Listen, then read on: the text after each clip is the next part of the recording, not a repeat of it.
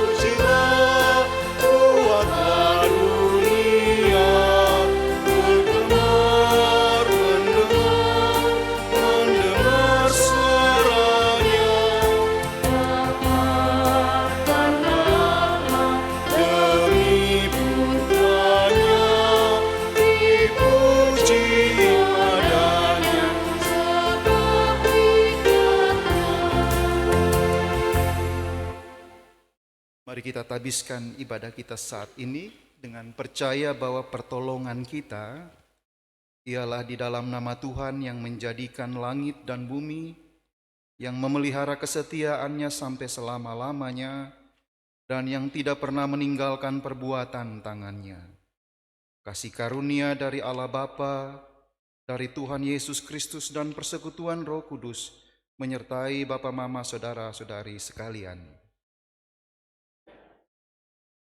Silakan.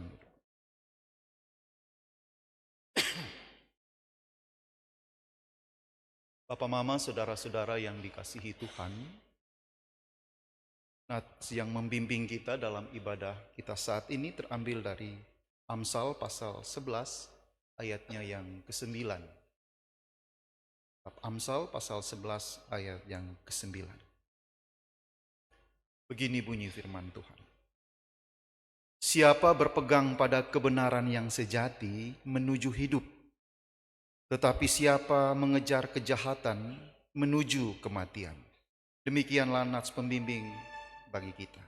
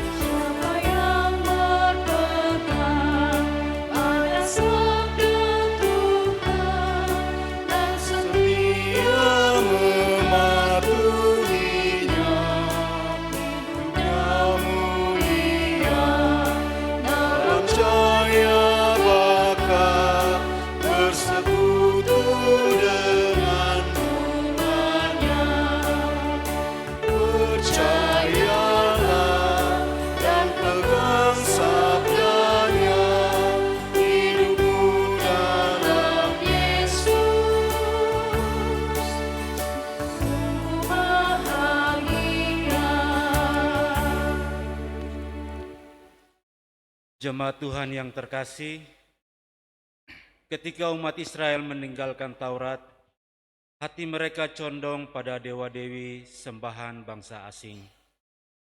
Para pemimpin tidak lagi mengajak umat untuk membaca Taurat dan tidak lagi memberi pengajaran selama beberapa generasi. Akibatnya mereka semakin jauh dari karakter ilahi. Pengetahuan dunia dan kemajuan teknologi seringkali merampas perhatian generasi masa kini. Sebagai pendahulu, kita tidak sungguh mengingatkan generasi penerus, dan akibatnya firman Tuhan tidak lagi punya tempat yang utama di hati manusia. Karena itu, mari kita mengakui dosa dan kesalahan di hadapan Tuhan. Kita ada dalam saat teduh.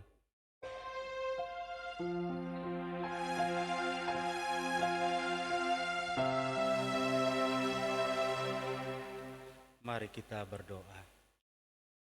Allah Bapa kami yang ada dalam kerajaan sorga, Bapa, kami mengakui bahwa kami adalah orang-orang berdosa. Terima kasih karena Bapa masih mengaruniakan kehidupan bagi kami sampai saat ini. Kami mohon Tuhan, Bapa mau sudi mengampuni segala salah dan dosa kami, sengaja maupun tidak sengaja Bapa, agar kami memasuki minggu yang baru, kami masuk dengan hidup yang baru bersama-sama dengan Tuhan Yesus. Inilah pengakuan kami di hadapan-Mu ya Bapa. Di dalam nama Tuhan Yesus kami berdoa. Amin.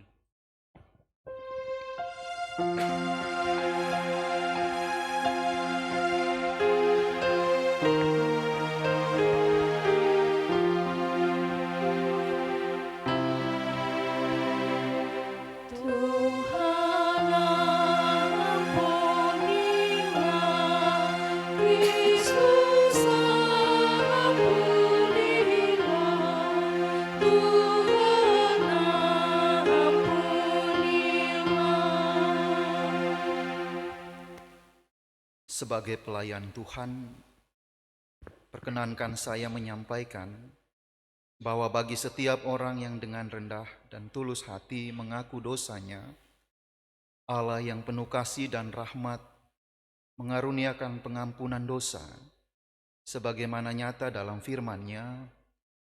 Berbahagialah orang yang diampuni pelanggaran-pelanggarannya dan yang ditutupi dosa-dosanya. Di dalam nama Bapa, Anak, dan Roh Kudus. Amin.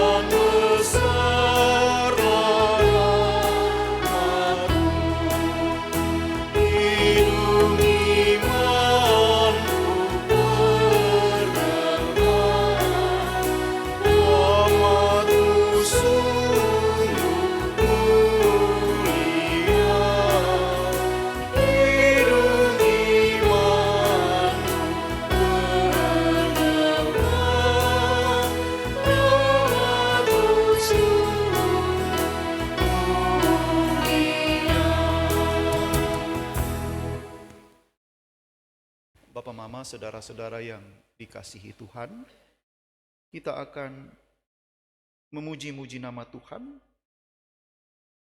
secara berbalas-balasan menurut Mazmur pasal 112 ayat 1 hingga ayatnya yang ke-10. Mazmur pasal 112 ayat 1 hingga ayat yang ke-10. Saya jemput jemaat Tuhan kita berdiri. Saya akan membacakan bagian yang tercetak keluar Sementara jemaat Tuhan membacakan bagian yang tercetak ke dalam. Mazmur pasal 112. Bahagia orang benar, haleluya. Berbahagialah orang yang takut akan Tuhan. Anak cucunya akan perkasa di bumi. Harta dan kekayaan ada dalam rumahnya. Di dalam gelap terbit terang bagi orang-orang benar. Mujur orang yang menaruh belas kasihan dan yang memberi pinjaman. Sebab ia takkan goyah untuk selama-lamanya. Ia tidak takut kepada kabar celaka. Hatinya teguh, ia tidak takut. Ia membagi-bagikan, ia memberikan kepada orang miskin.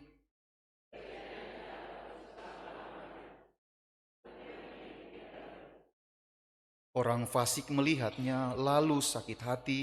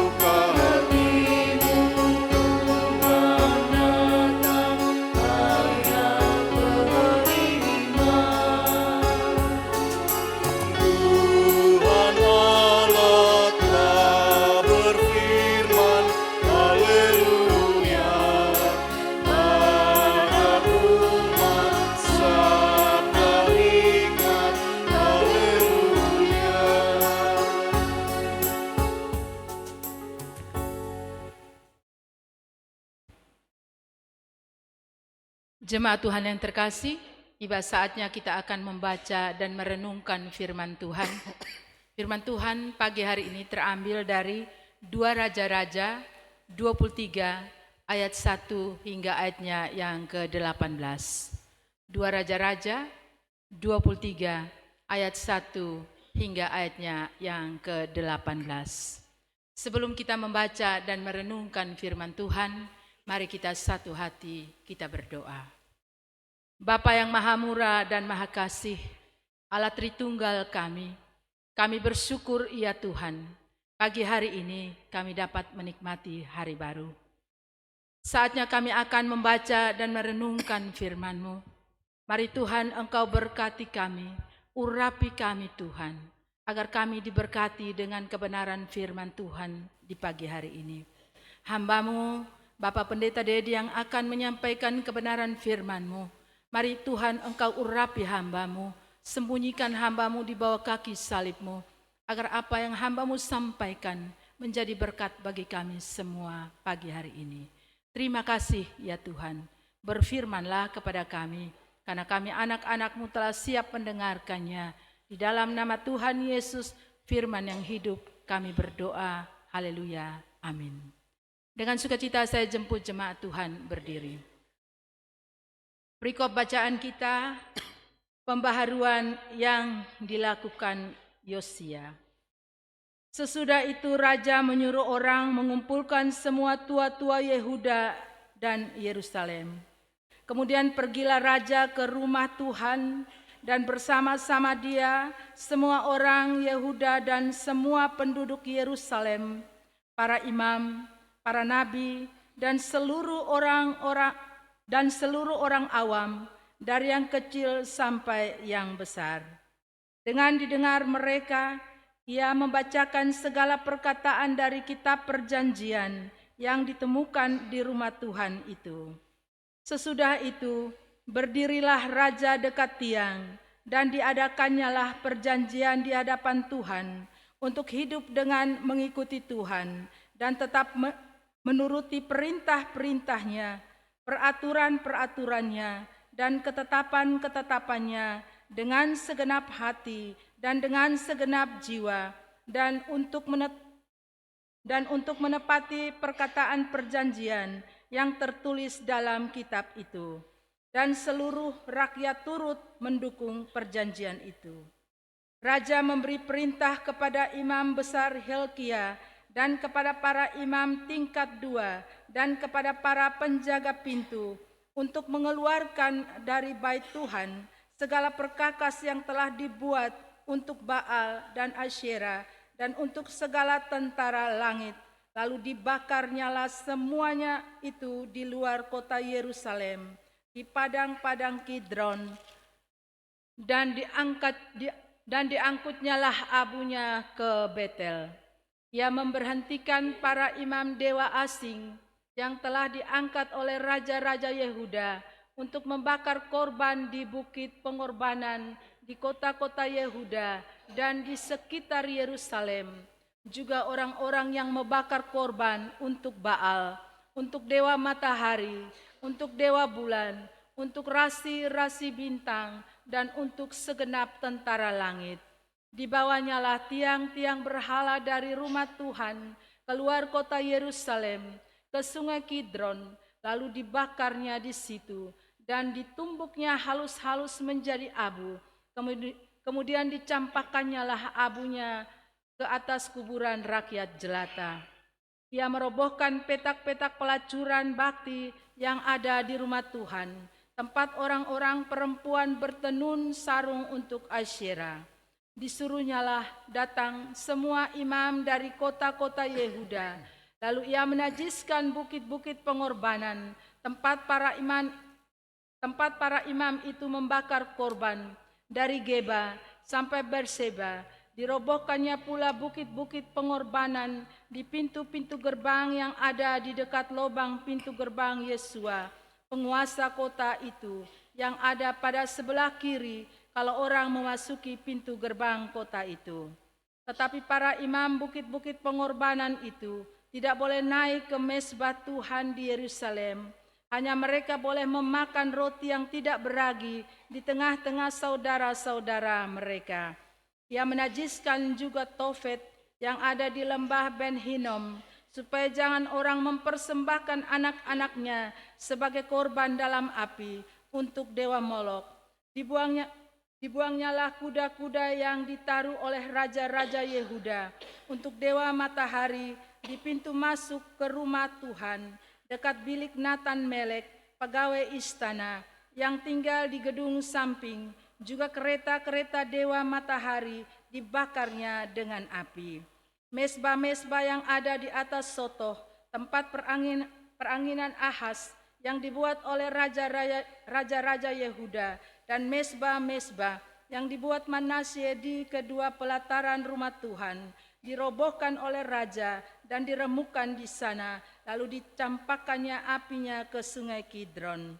Bukit-bukit pengorbanan yang ada di sebelah timur Yerusalem, di sebelah selatan bukit kebusukan yang didirikan oleh Salomo Raja Israel untuk Asiterot, dewa kejijikan sembahan orang Sidon, dan untuk Kamos, dewa kejijikan sembahan Moab, dan untuk Milkom, dewa kejijikan sembahan orang Amon, dinajiskan oleh raja. Ia memecahkan tugu-tugu berhala dan menebang tiang-tiang berhala, lalu ditimbuninya tempat-tempat itu penuh dengan tulang-tulang manusia. Juga mezbah yang ada di Betel, bukit pengorbanan yang dibuat oleh Yerobeam bin Nebat, yang mengakibatkan orang Israel berdosa. Mezbah dan bukit pengorbanan itu pun dirobohkan dan batu-batunya dipecahkannya, lalu ditumbuknya halus-halus menjadi abu dan dibakarnyalah tiang berhala. Dan ketika Yosua berpaling, dilihatnyalah kuburan-kuburan yang ada di gunung di sana, lalu menyuruh orang mengambil tulang-tulang dari kuburan-kuburan itu, membakarnya di atas mezbah dan menajiskannya sesuai dengan firman Tuhan yang telah diserukan oleh abdi Allah yang telah menyerukan hal-hal ini. Ia berkata, apakah tanda keramat yang kulihat ini? Lalu orang-orang di kota itu menjawab dia, itulah kuburan abdi Allah yang sudah datang dari Yehuda dan yang telah menyerukan segala hal yang telah kau lakukan terhadap mezbah Betel ini. Lalu katanya, biarkanlah itu, janganlah ada orang yang menjamah tulang-tulang ini. Jadi mereka tidak mengganggu tulang-tulangnya dan tulang-tulang nabi yang telah datang dari Samaria itu. Demikian firman Tuhan. Diberkatilah setiap telinga yang mendengar dan hati yang terbuka bagi firman Allah. Haleluya.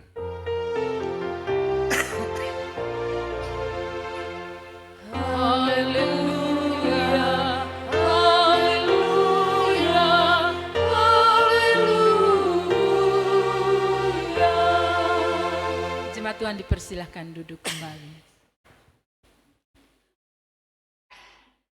Bapak, Mama, saudara-saudara yang dikasihi Tuhan, Salam.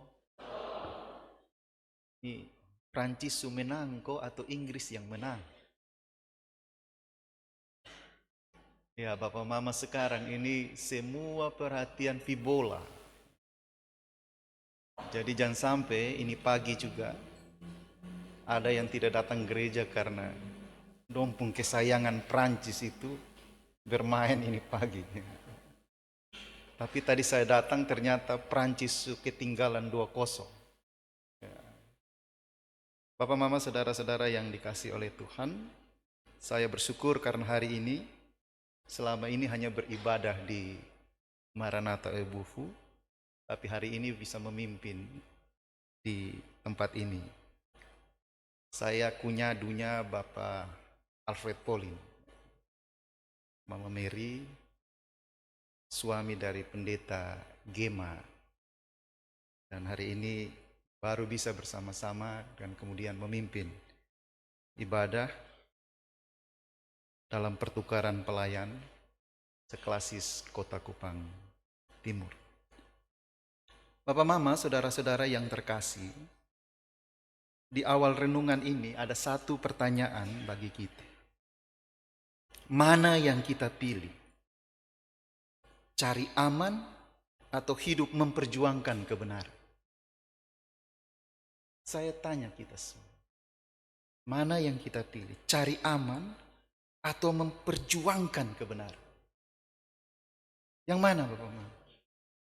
Yang kedua ya, memperjuangkan kebenaran. Betul kok kita mau hidup dalam memperjuangkan kebenaran? Apakah kita berani berhadapan dengan kekuatan-kekuatan besar yang memiliki kuasa besar dalam kehidupan sosial kita ketika kita memperjuangkan kebenaran? Beranikah kita berhadapan dengan itu? Berani? Seringkali Bapak Mama kita bilang berani ya. Tapi kadang-kadang kita seringkali cari aman. Jangan. Sudah kok setengah. Biar begitu. Kita tidak berani karena kita cenderung cari aman.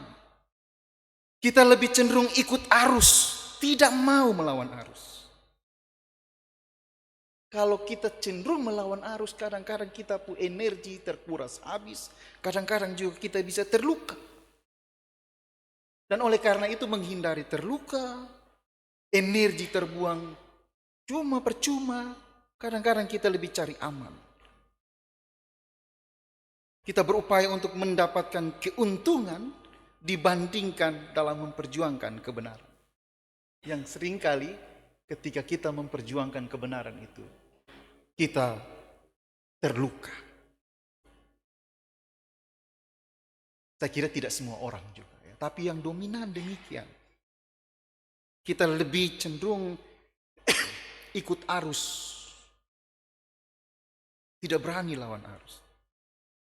Dan akibatnya Bapak Mama, saudara-saudara, ketika kita menginginkan perubahan, seringkali perubahan itu menjadi idealisme semata. Tanpa bisa menjadi kenyataan. Dia hanya angan-angan semata. Padahal jika kita mau memperjuangkan perubahan itu bisa terjadi. Bapak Mama, saudara-saudara yang dikasihi Tuhan. Hari ini berdasarkan teks bacaan kita, 2 Raja-Raja pasal 23 ayat 1 hingga ayat 18. Tema perenungan kita ialah mengetahui kebenaran, mengubahkan hidup. Mengetahui kebenaran, mengubahkan hidup. Bapak Mama, saudara-saudara yang dikasihi Tuhan. Sebelum pasal 23 ini mungkin kita bisa ke belakang pada pasal yang ke-22. Bagaimana konteks pemerintahan Raja Yosia pada waktu itu. Bapak Mama, saudara-saudara, ketika Yosia menjadi raja pada umur 8 tahun, kemudian dia memerintah selama kurang lebih belasan tahun itu. Selama puluhan tahun dari generasi ke generasi, sebelum pemerintahan Yosia ada pemerintahan Manase dan Amon, dia pun kakek dan dia pun bapa. Bait Allah itu dibiarkan rusak. Kita tidak tahu karena bagaimana. Kitab Taurat itu hilang dari peredaran. Bukan dihancurkan. Kitab Taurat itu terlupakan. Terkubur di antara reruntuhan bait yang sedang direnovasi. Ketika Imam Hilkia menemukan kembali dan menyerahkan kepada Safan sang panitera, Safan membacakannya di hadapan Raja Yosia. Dan ketika Safan membacanya terjadilah sesuatu yang luar biasa. Raja Yosia mengoyakkan pakaiannya. Bapak Mama, saudara-saudara, bukan karena Raja Yosia belum pernah mendengar tentang Allah. Belum pernah mendengar tentang Taurat. Ia sudah 18 tahun memerintah. Sudah memerintahkan perbaikan. Perbaikan yang ada. Tetapi mendengar firman Tuhan itu dibacakan secara langsung. Itu yang menjadi sesuatu yang baru. Dan sesuatu terjadi padanya. Berbeda dari sekedar mendamba informasi religius. Ketika firman itu dibacakan, Taurat itu dibacakan, bukan hanya sekedar sebagai sebuah informasi. Apa yang terjadi Bapak? Itu yang diceritakan pada pasal 23. Setelah Yosia mendengar tentang Taurat itu. Bapak Mama, saudara-saudara yang dikasihi itu. Setelah mendapatkan itu Bapak Mama, Yosia menyuruh agar itu dibacakan.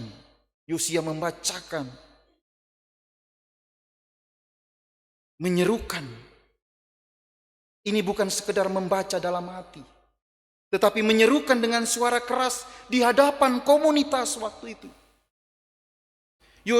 Yosia mengajak semua orang dalam komunitas itu untuk mendengar kitab perjanjian itu. Yang dibaca itu Bapak Mama bukan kitab yang baru. Ini kitab perjanjian. Kitab yang lama. Yang sudah ada sejak Musa. Tapi telah lama tidak didengar oleh generasi ini. Apa yang kita bisa dapat dari poin ini? Kebenaran yang mengubah hidup Yosia bukanlah kebenaran yang baru. Melainkan kebenaran lama yang untuk pertama kalinya benar-benar didengar. Bukan kebenaran yang baru, ini kebenaran lama. Tetapi kebenaran yang lama ini baru pertama kali benar-benar didengar. Bapak, Mama, saudara-saudara yang dikasihi Tuhan. Kehidupan bangsa Israel pada waktu itu digambarkan dalam teks bacaan kita. Hidup dalam kekacauan. Kehidupan mereka amoral. Ada pengorbanan anak-anak. ada kultus yang sangat luar biasa terjadi. Seksualitas bebas terjadi pada waktu itu. Dan Bapak Mama saudara-saudara yang dikasihi Tuhan, itu yang diwariskan dari generasi ke generasi, dari generasi ke generasi. Mereka ada dalam tradisi seperti itu. Dan Bapak Mama saudara-saudara, apa yang dibuat pada waktu itu sebagai warisan dari kakek dan ayahnya Yosia ini, Manase dan Amon ini, dipandang sebagai sebuah kebenaran. Mereka tidak pernah mau mempertanyakan itu. Mengapa? Karena kita Taurat itu tidak diperdengarkan. Dia telah terkubur. Apa Mama, ini sebenarnya gambaran kita manusia. Kita kadang-kadang hanya melihat bayangan, mengira bahwa bayangan itu adalah kenyataan seutuhnya. Yosia dan generasinya adalah bangsa yang sudah lama hidup menghadap bayangan itu. Seperti saya bilang tadi, ritual-ritual kafir yang dianggap wajar itu. Ibadah yang dicampur adukan. Mereka warisi dari kakek dan bapaknya Manase dan Bapak Mama, bangsa Israel pada waktu itu tidak sedang memberontak terhadap kebenaran. Tidak. Mereka bahkan tidak tahu bahwa selama ini mereka hidup dalam bayangan. Kalau kita pakai istilah dari para filsuf bilang mereka ada dalam ilusi, kebenaran palsu. Karena diwariskan turun-temurun. Diwariskan dengan sangat lama. Dan Bapak Mama saudara-saudara yang mengejutkan,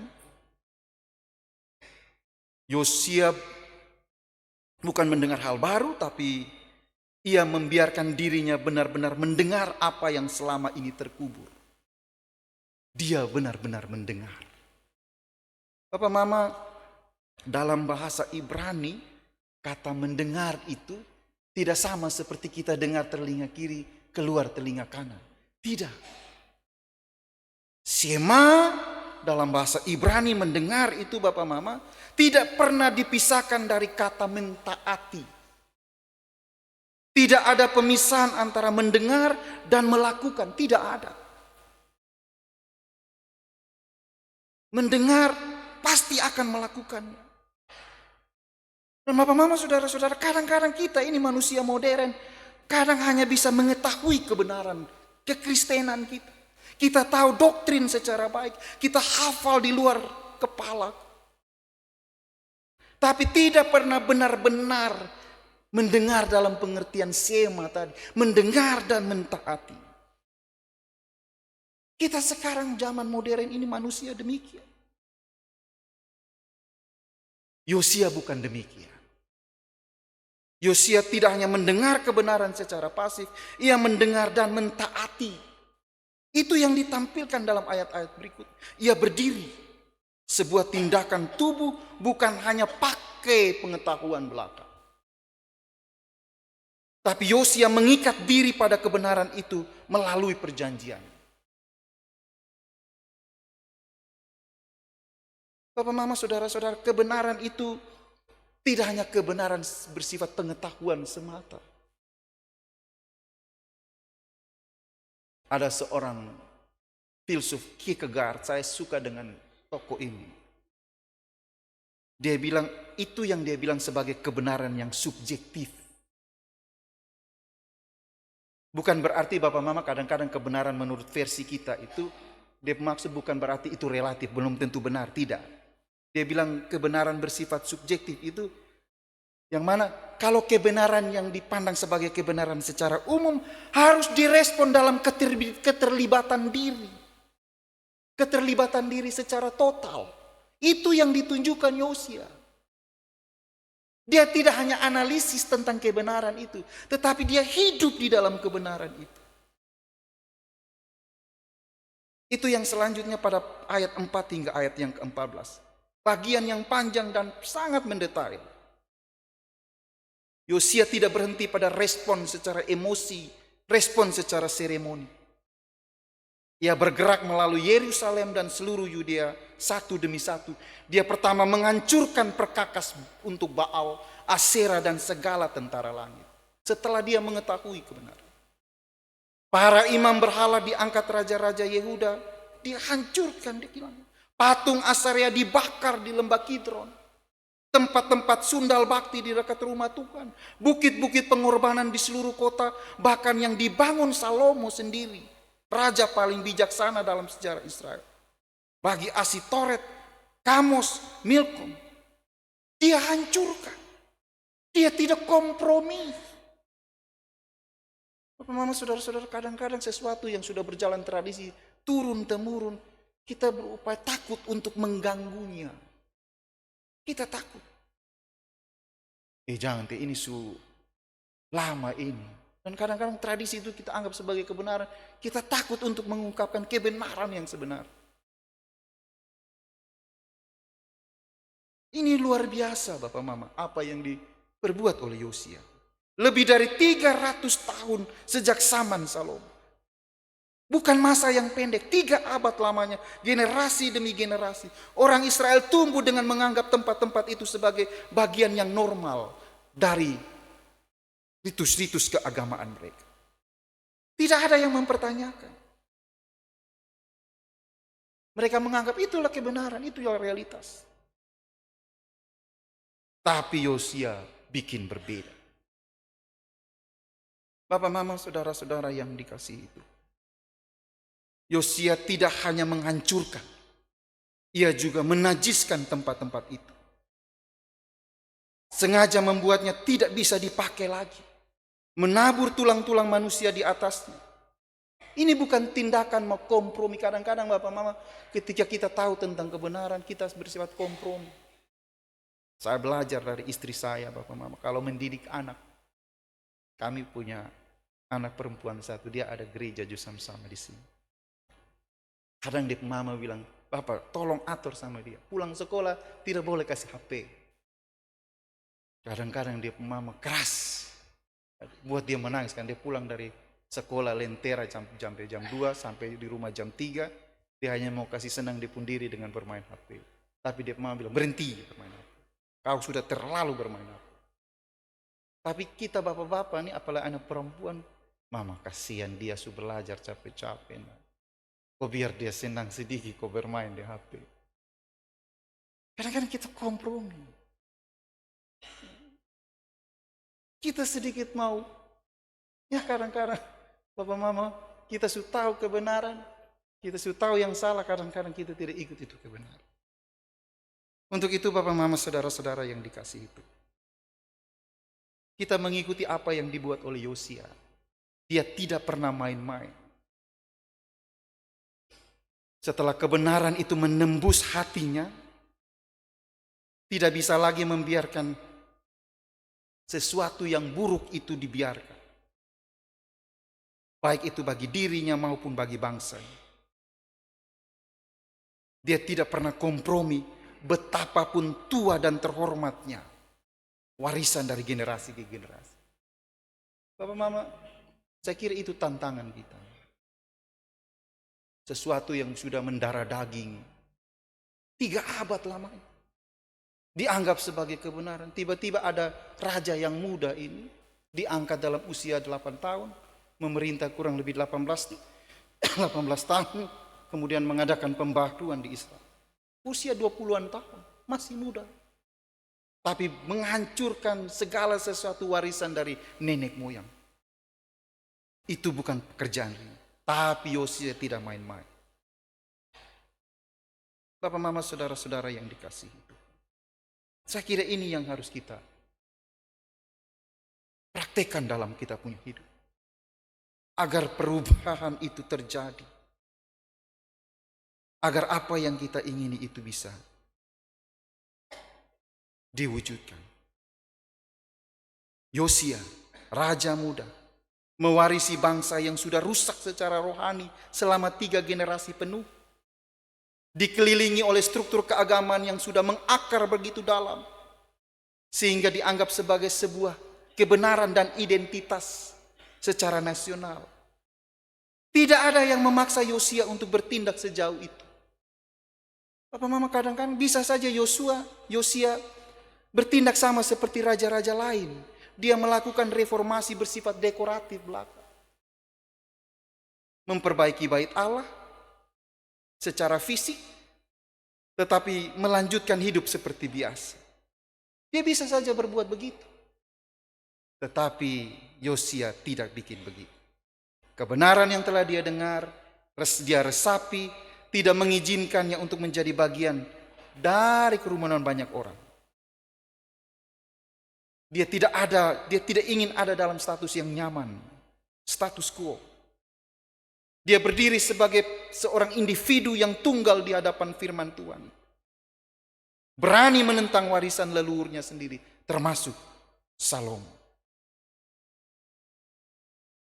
Bapak, Mama, saudara-saudara yang dikasihi Tuhan.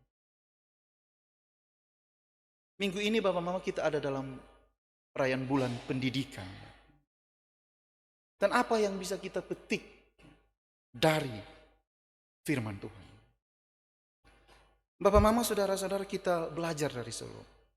Pendidikan yang sejati itu tidak sekedar membuat manusia lebih banyak tahu, ya, cerdas secara intelektual. Tidak sekedar membuat manusia memiliki keterampilan hidup, pandai berinteraksi, bergaul, memiliki hanya kecerdasan secara mungkin emosional. Tetapi Bapak Mama, pendidikan yang sejati itu selalu terarah pada mengubah manusia hidup dalam kebenaran, berperilaku baik sebagai wujud kesadaran takut akan Tuhan. Pendidikan harus diarahkan ke sana.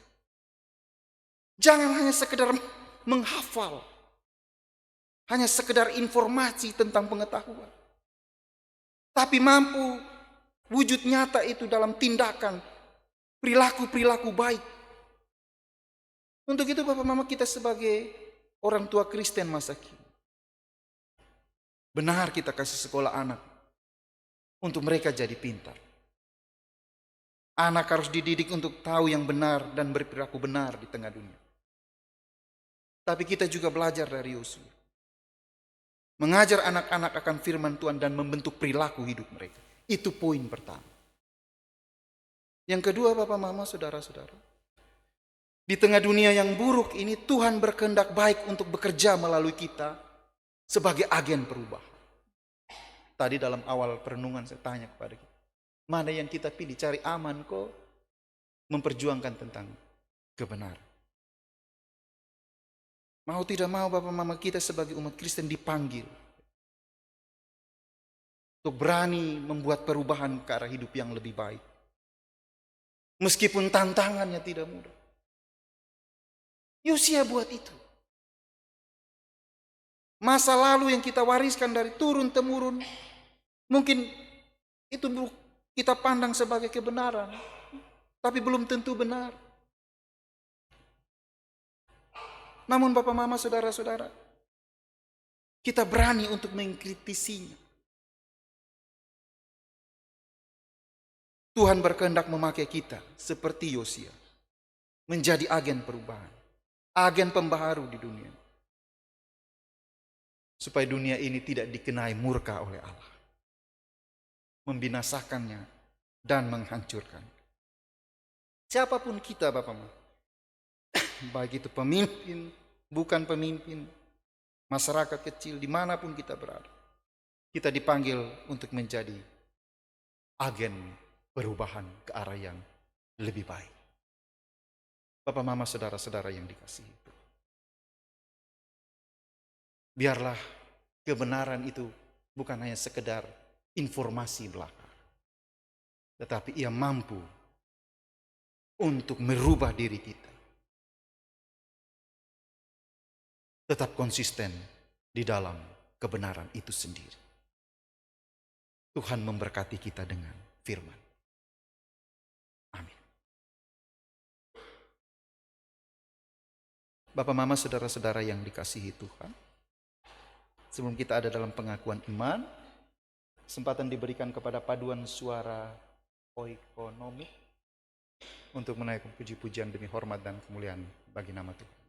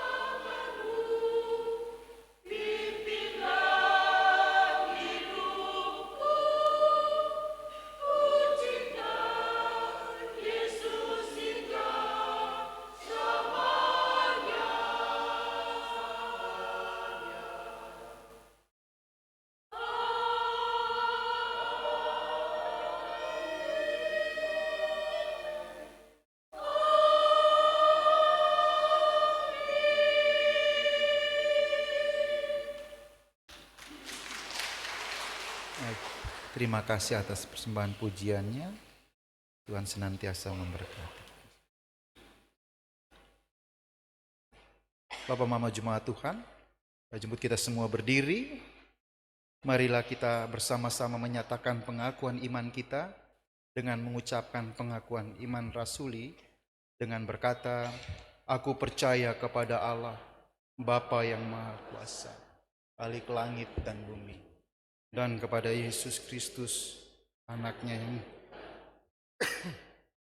yang dikandung daripada Roh Kudus, lahir dari anak darah Maria, yang menderita di bawah pemerintahan Pontius Pilatus, disalibkan, mati dan dikuburkan, turun ke dalam kerajaan.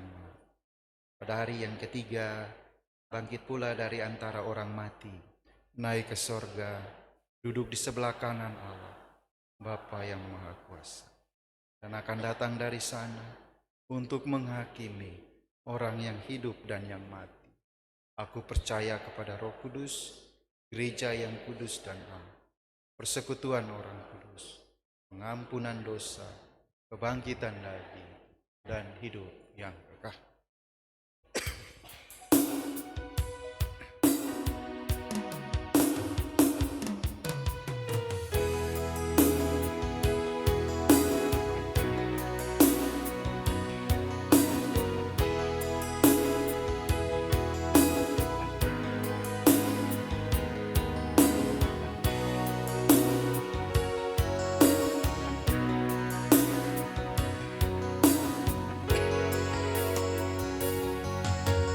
Di setiap janjiku dan setiap doaku, juga langkah imanku, Tuhan bersamaku. Tiap gunung ku tempuh, harapanku pun teguh. Rahmat Tuhan beserta, hanya anugerahnya. Tuhan beri anugerahnya, Tuhan beri kuasanya. Kristuslah di dalamku, Aku menang bersamanya. silakan.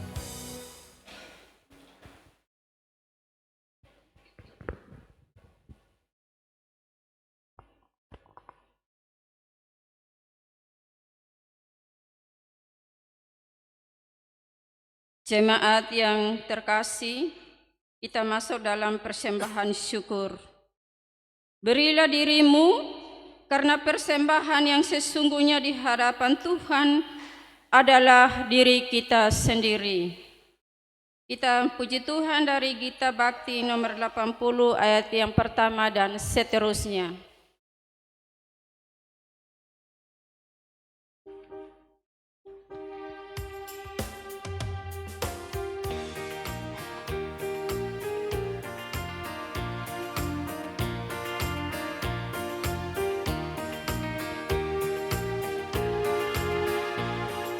Bawa persembahan kepada Tuhanmu dengan hati sukacita, bersyukur padanya.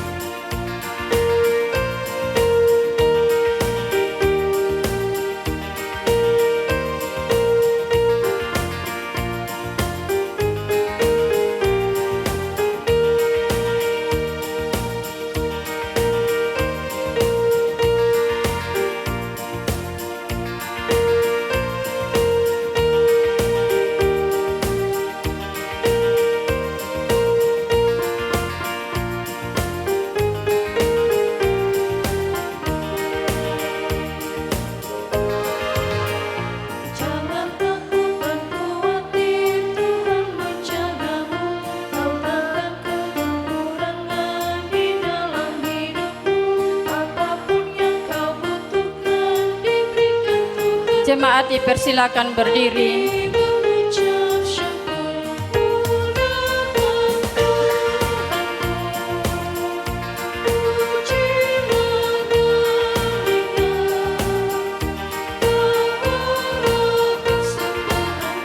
kepada dengan sukacita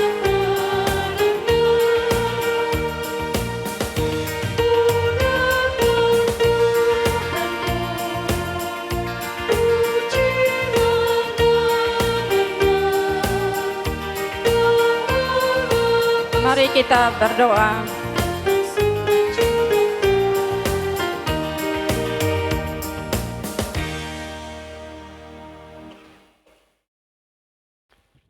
Allah Bapa kami di surga, Bapa yang kami sembah dan muliakan di dalam nama anak-Mu Tuhan kami Yesus Kristus, kami menaikkan puji syukur terima kasih kepadamu karena Bapa menjaga, melindungi, memberkati kami dari malam hingga dan pagi hari ini, dan kami masih diberi napas hidup, kesehatan, kekuatan, sehingga kami boleh beribadah kepadamu di pagi hari yang indah ini Tuhan. Bapa di surga, kami mengucap syukur atas setiap berkat-berkat Tuhan yang Tuhan berikan kepada kami, dan kami mempersembahkan persembahan kami sebagai ungkapan syukur kami kepadamu di pagi hari yang indah ini, dan juga mempersembahkan hidup dan kehidupan kami Bapa. Kiranya Bapa memberkati, kuduskan, agar persembahan kami boleh berbau harum di hadapan-Mu Bapa. Terima kasih banyak Tuhan Yesus. Tolong sempurnakan doa dan permohonan kami ini, karena hanya di dalam nama anak-Mu Tuhan kami Yesus Kristus, kami mengucap syukur dan terima kasih kepada Allah Bapa di surga. Haleluya. Amin.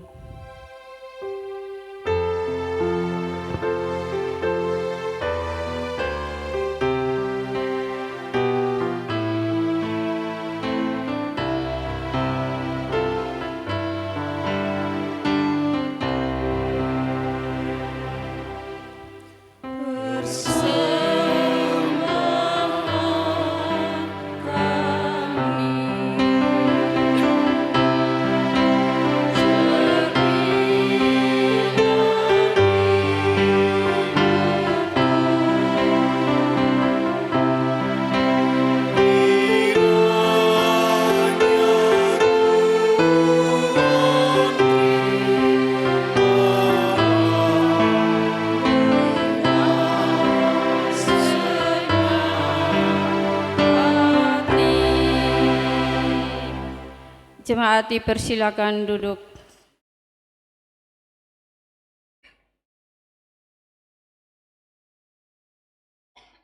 Bapak, Mama, saudara-saudara yang dikasihi Tuhan, kita akan ada dalam syafaat kita. Untuk itu saya mengajak kita semua, mari kita berteduh diri dan kita menghampiri Allah di dalam doa. Mari kita berdoa. Ya Allah, ya Tuhan kami, Allah penyelenggara kehidupan ini, kami boleh menaikkan segala ungkapan syukur kami atas segala penyertaan, pemeliharaan, dan pertolongan Tuhan, sehingga 1 minggu lamanya telah kami lalui. Dan kembali lagi Tuhan, kami ada di rumah Tuhan saat ini, menaikkan segala syukur kami, puji-pujian kami. Bahkan terlebih lagi kami mendengarkan kebenaran firman-Mu. Terima kasih ya Tuhan. Biarlah kami tidak saja menjadi pendengar yang setia, tetapi kami mampu untuk menjadi pelaku firman Tuhan yang setia.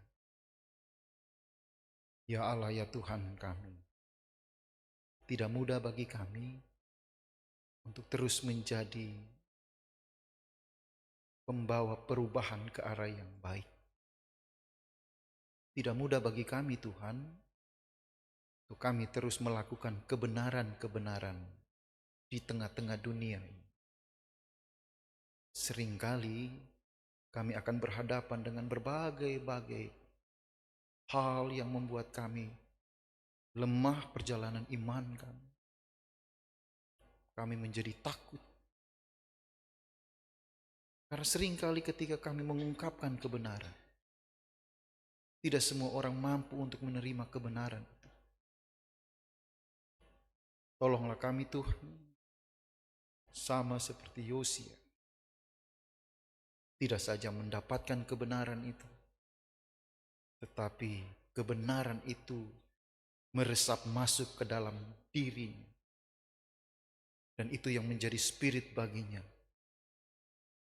untuk melakukan transformasi kehidupan di tengah-tengah bangsanya, ya Allah. Bapa yang baik,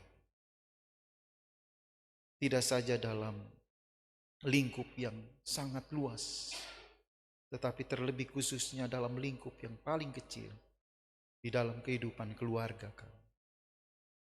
Tuhan menolong ketika kami mengetahui tentang kebenaran.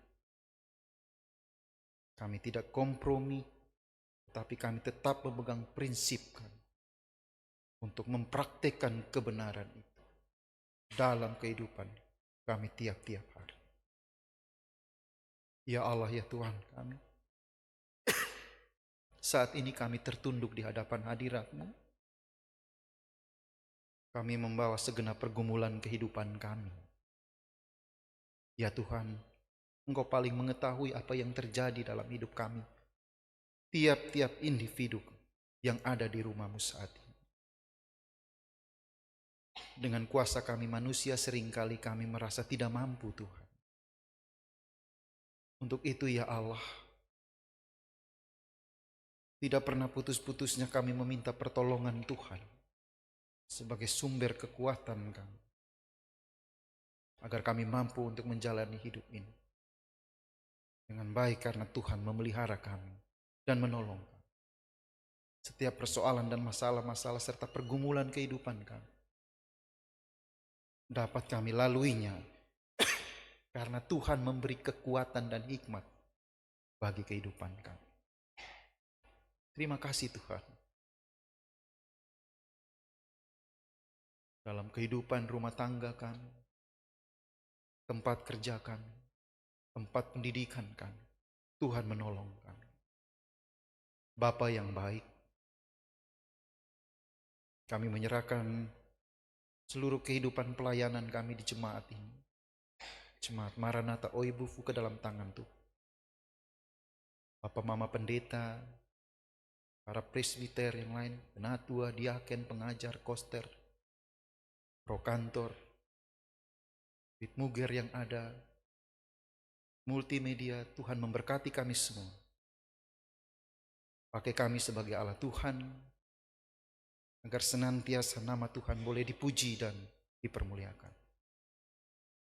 Pelayanan kami di minggu yang baru ya Tuhan, kami serahkan ke dalam tangan Tuhan, dan Tuhan mendahului kami, agar biarlah pelayanan itu dapat kami kerjakan dengan kasih dan pimpinan Tuhan. Kami mengucap syukur atas segala berkat yang telah kami terima dari Tuhan.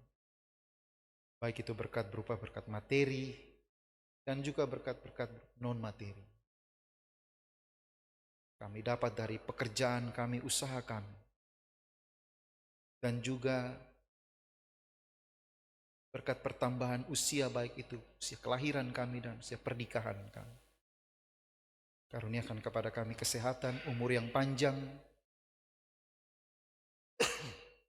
Berkati rumah tangga kami Tuhan, agar biarlah seluruh hidup kami menjadi persembahan yang berkenan di hadapan hadirat.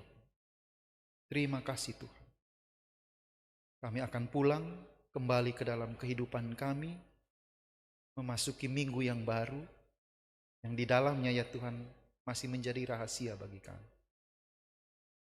Tapi meskipun demikian, kami tetap berani menjalaninya, karena kami punya Tuhan yang senantiasa menolong dan menyertai kami. Bapa yang baik, ini seluruh permohonan kami, seluruh harapan kami, pergumulan kami. Dengar dan sambut kami serta mengampuni dosa dan salah kami. Dalam nama Tuhan Yesus Kristus kami berdoa. Amin. Kita ada dalam warta pelayanan.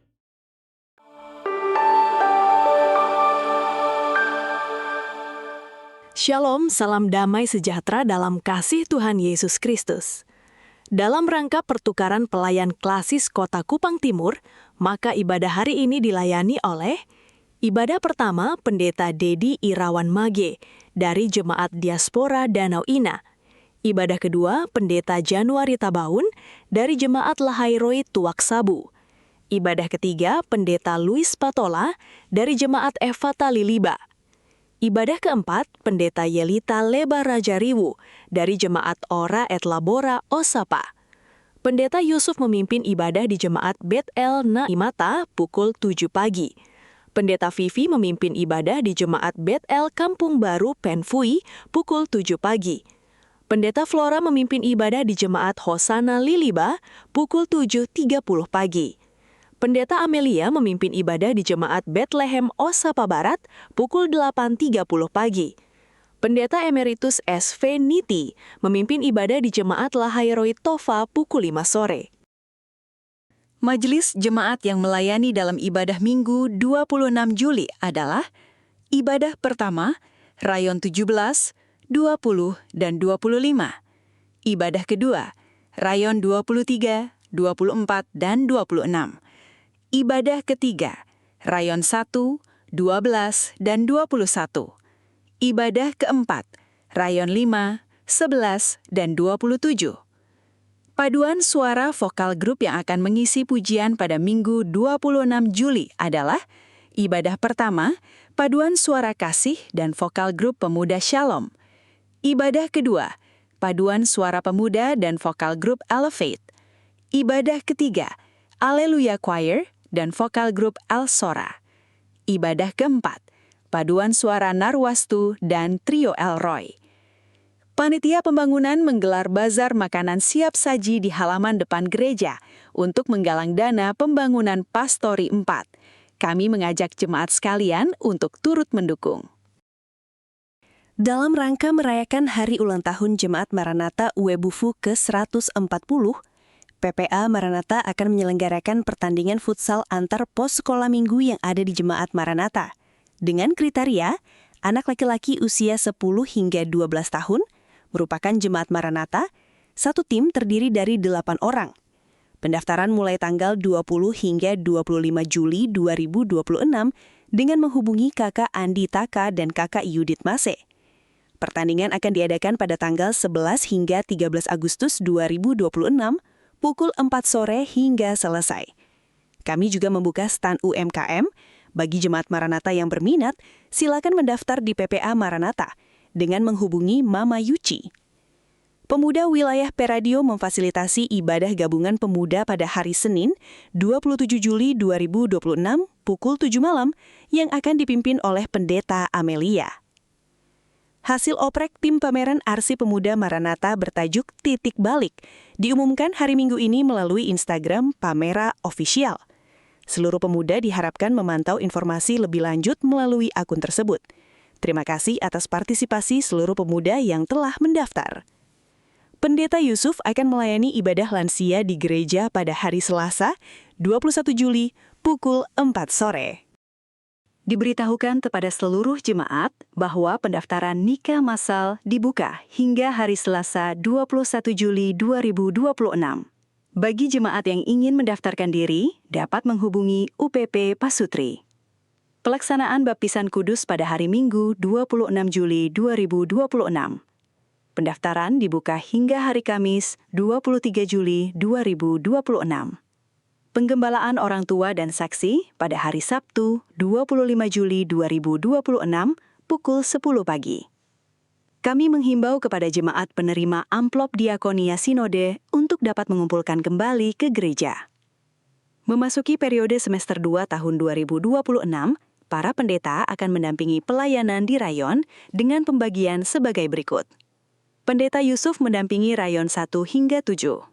Pendeta Vivi mendampingi rayon 8 hingga 14. Pendeta Amelia mendampingi rayon 15 hingga 21. Pendeta Flora mendampingi rayon 22 hingga 27. Kegiatan Sabtu Bersih pada tanggal 25 Juli 2026 dikoordinir oleh Jemaat Rayon 4. Guna memenuhi kebutuhan guru di TK Maranatha dan Satuan Pengamanan, Badan Pendidikan, Kepala TK dan Majelis Jemaat Harian telah melaksanakan serangkaian tahapan seleksi.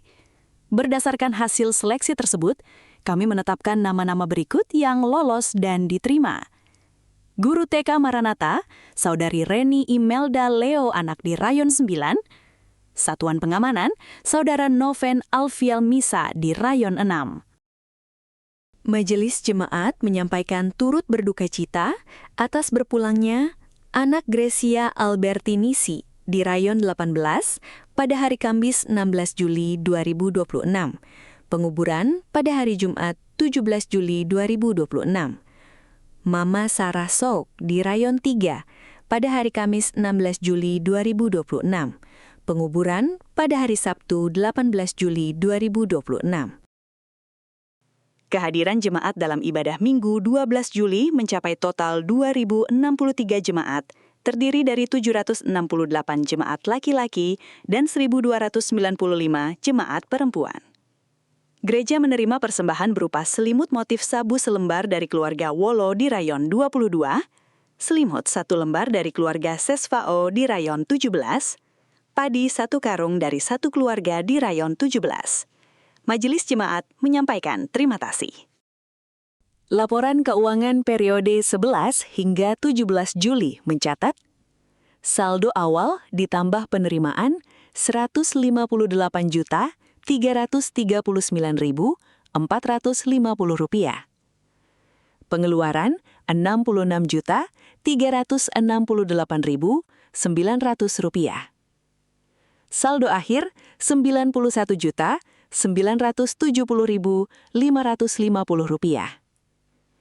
Penerimaan untuk pembangunan Rp4.390.000. Pengeluaran Rp17 juta. Saldo akhir pembangunan Rp32.762.253. Sekian warta minggu ini. Terima kasih, Tuhan Yesus memberkati.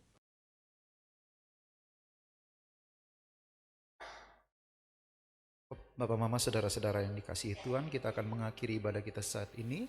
Saya jemput jemaat Tuhan kita berdiri. Jemaat Tuhan yang terkasih, setiap orang pada dirinya berusaha untuk melakukan kebaikan. Semua itu diperoleh dan dilakukan sepanjang hidup. Tiap orang akan berhadapan dengan kebaikan yang dilakukan oleh sesamanya. Apakah kebaikan itu akan dipertentangkan karena versi kebaikan yang berbeda? Tiap kebaikan akan bertemu dalam kebenaran Allah. Tiap orang menemukan kebenaran Allah dan melakukannya untuk saling mengubahkan. Sebagai ungkapan syukur kepada Tuhan di minggu ketiga bulan pendidikan Gemit, marilah kita berkomitmen mendoakan dan memberi apresiasi kepada para pendidik atas kesetiaan mereka dalam mengabdi, agar mereka tetap setia menjalankan tugasnya sebagai pembentuk generasi yang beriman, berkarakter, dan berpengetahuan.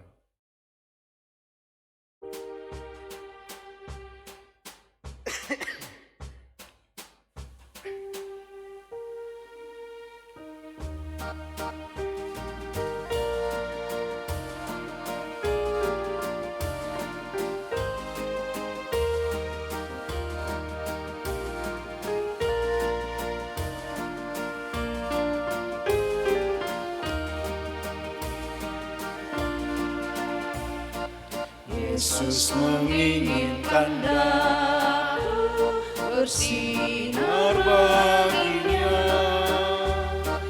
dimanapun ku berada, ku mengenangkannya. Bersinar, bersinar, itulah kehendak Yesus. Bersinar, bersinar, aku bersinar terus.